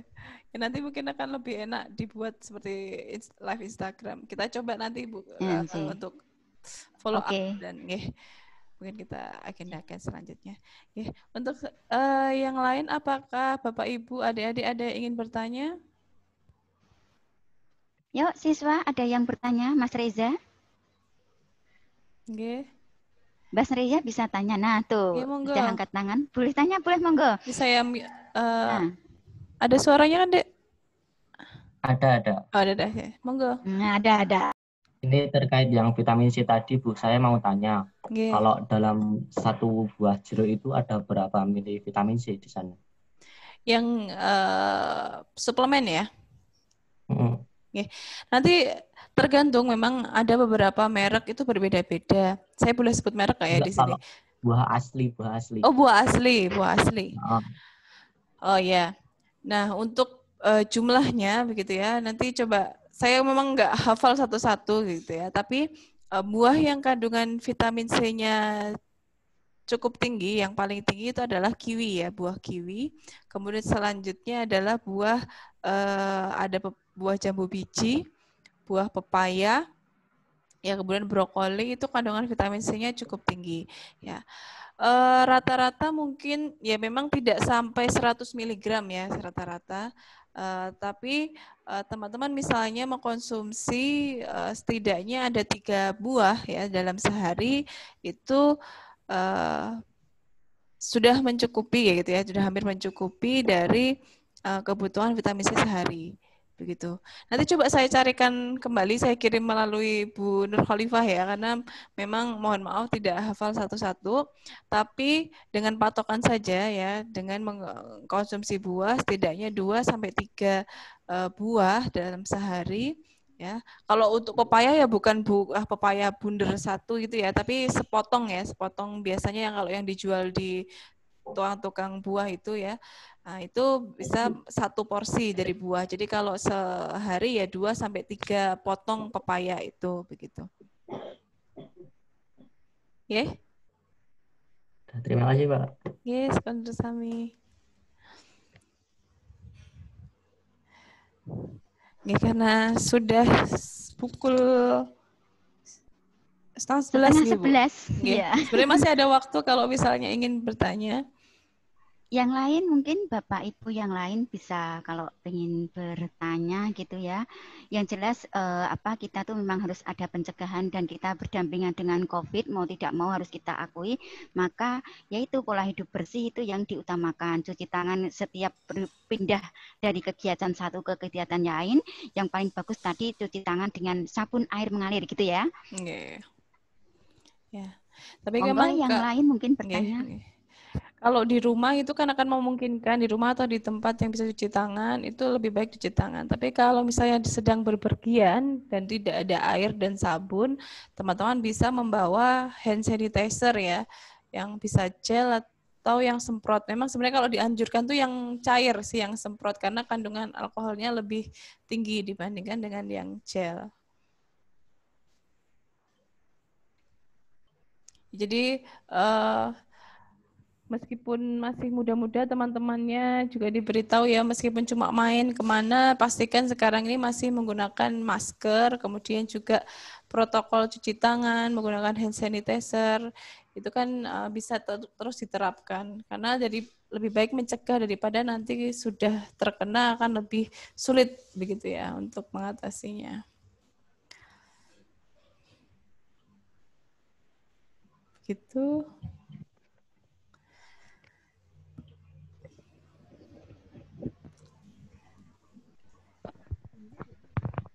Saya sinten? bertanya.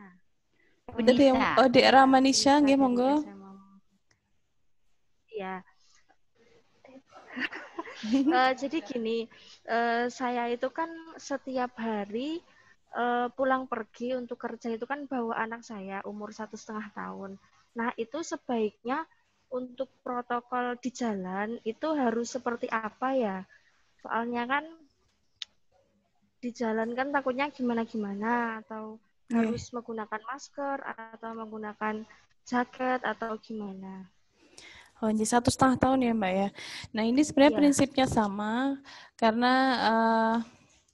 pastikan memang kalau minimalkan kontak ya, minimalkan kontak kita kepada orang lain, alat-alat, kemudian kalau misalnya sempat menyentuh barang-barang, Kalau anak kecil emang agak susah ya. Ya kita sendiri dari ibu dicuci bersih tangannya, kemudian cuci muka, cuci kaki, kemudian setelah bepergian pastikan dibiasakan mandi. Lebih baik mandi langsung menggunakan sabun, kemudian bajunya langsung yang digunakan baju, masker itu dicuci, kemudian ganti baju yang lebih bersih gitu. Nah, sekarang juga saya terbiasa kalau dari mana saja ya, dari luar agak lama itu sampai rumah, di luar kamar atau di luar rumah itu ada sediakan tempat untuk istilahnya bersih-bersih. Jadi jangan langsung kontak, jangan langsung masuk kamar gitu ya. Jadi bersih-bersih di luar, bajunya diletakkan di tempatnya untuk dicuci, kemudian kita berganti baju baru atau bisa langsung masuk kamar mandi. Seperti itu. Setelah itu, setelah keluar kamar mandi, setelah bersih-bersih, baru akan beraktivitas dengan yang lain. Gitu. Kalau untuk anak-anak, proteksinya, kalau misalnya anak kecilnya bisa dipasangi masker, boleh Mbak. Iya. Tapi kalau agak susah, ya bisa menggunakan face shield gitu ya. Kalau tidak, ya kita gendong agak rapat menghadap kita, sehingga sedikit kontak dengan udara luar seperti itu Mbak ya. Itu mungkin akan lebih aman ya. Jadi kan ada kan yang gendongan menghadap ke kita gitu, mungkin lebih bagus. Dipakaikan kaos kaki ya. Nanti setelah pulang tangannya kita cuci seperti itu, atau tangannya dimasukkan ke baju kita, itu kan lebih aman. Oke. Oh iya. Terima kasih. Pandersami.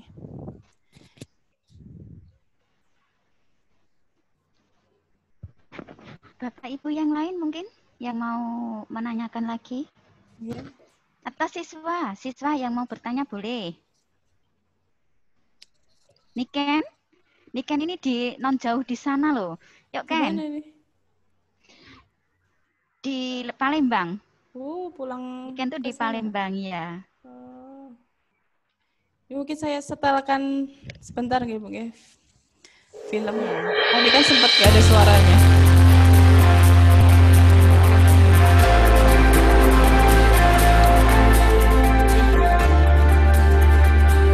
Program Studi Gizi Universitas Aisyah Yogyakarta berusaha memenuhi kebutuhan sarjana gizi untuk memenuhi tuntutan profesionalisme sebagai ahli gizi untuk menghadapi persaingan global di masa sekarang maupun di masa yang akan datang.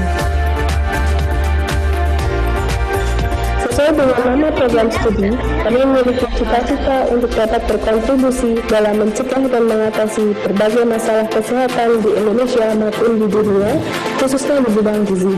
Untuk mewujudkan tujuan tersebut, kami mengusung keunggulan gizi keluarga sebagai keunggulan program studi dengan harapan dapat mencegah dan mengatasi dimulai dari lingkup komunitas terkecil, yaitu keluarga.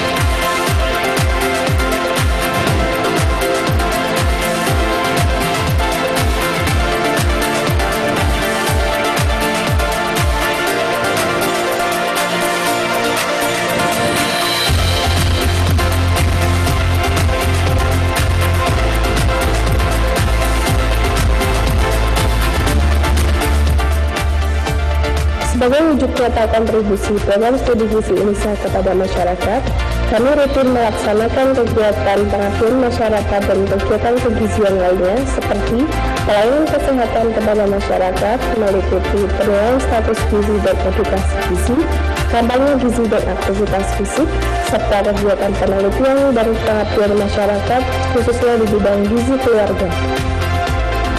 Program studi gizi UNISA juga bekerjasama dengan rumah sakit, puskesmas, lembaga pemerintahan, dan lembaga swadaya masyarakat yang bergerak di bidang gizi, industri makanan dan minuman dalam proses mencetak sarjana gizi yang unggul, khususnya di bidang gizi keluarga, namun tetap memiliki kompetensi seluruhnya sebagai ahli gizi.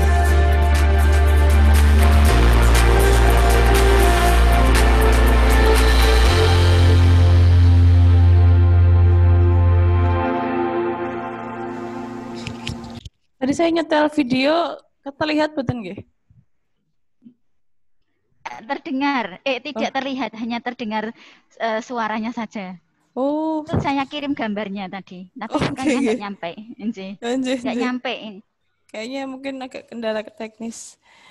Nggih, nanti mungkin bisa kalau ingin adik-adik juga misalnya ingin tahu tentang beberapa profesi gizi atau teknologi laboratorium medis, nanti ada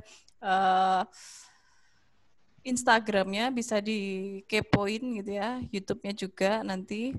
Kemudian jika ingin bertanya, berkonsultasi juga bisa menghubungi saya atau Putri Diah ya. Feel free semuanya boleh begitu nggih. Sana punyamu. Nggih. Mungkin itu saja nggih Bu. Napa masih kita sudah mawon. Nanti kapan-kapan semoga kita bisa ada sesi bersama lagi dengan topik sekali. Yang lain juga boleh, okay.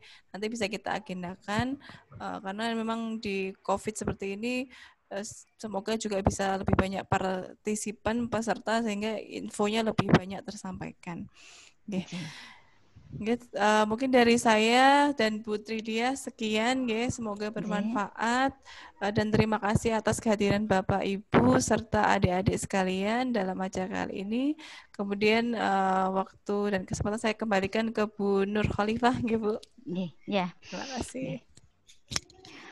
Terima kasih sekali atas nama sekolah, Bapak Ibu Guru dan siswa untuk acara pada siang hari ini. Insya Allah ini akan sangat bermanfaat untuk kami semuanya. Mudah-mudahan besok bisa berlanjut. Kalaupun kami membutuhkan, insya Allah maksudnya ada usulan dari siswa gitu ya, yang hari ini tidak bisa ikut. Insya Allah nanti saya informasi ke Mbak Agil gitu. Perlu diketahui Bapak Ibu semuanya bahwa Mbak Agil ini adalah aktif di PRA Wonokromo. Jadi kemarin itu ada pengabdian di PRA Wonokromo, maka saya juga minta untuk bisa mengadakan di SMA Muhammadiyah Barat yang siswa kemudian guru itu kadang lupa dengan kesehatannya, sehingga kayaknya penting lah kita itu memperhatikan kesehatan diri kita sendiri, guru juga ke dirinya, juga ke anak-anak yang diasuhnya atau siswa-siswi semuanya. Terima kasih sekali Mbak Agil atas ilmu dan semuanya. Mudah-mudahan ini sangat bermanfaat dan semoga Unisa jaya selalu, Mbak Agil diberi kesehatan, sehat selalu. Mungkin itu yang bisa kita sampaikan, nanti bisa ditutup. Sebelumnya Bapak Ibu yang saya hormati, mari kita akhiri kegiatan pada serta anak-anakku semuanya ini masih pada ikut gitu ya. Mari kita akhiri dengan mengucapkan lafaz hamdalah dan doa penutup majelis. Alhamdulillahirrabbilalamin. Subhanakallahumma wa bihamdika asyhadu alla ilaha illa anta astaghfiruka wa atubu ilaik. Banyak salah hilaf saya mohon maaf. Saya akhiri. Assalamualaikum warahmatullahi wabarakatuh. Waalaikumsalam warahmatullahi wabarakatuh. Terima kasih Bu. Ya, dadah. Bisa ditutup.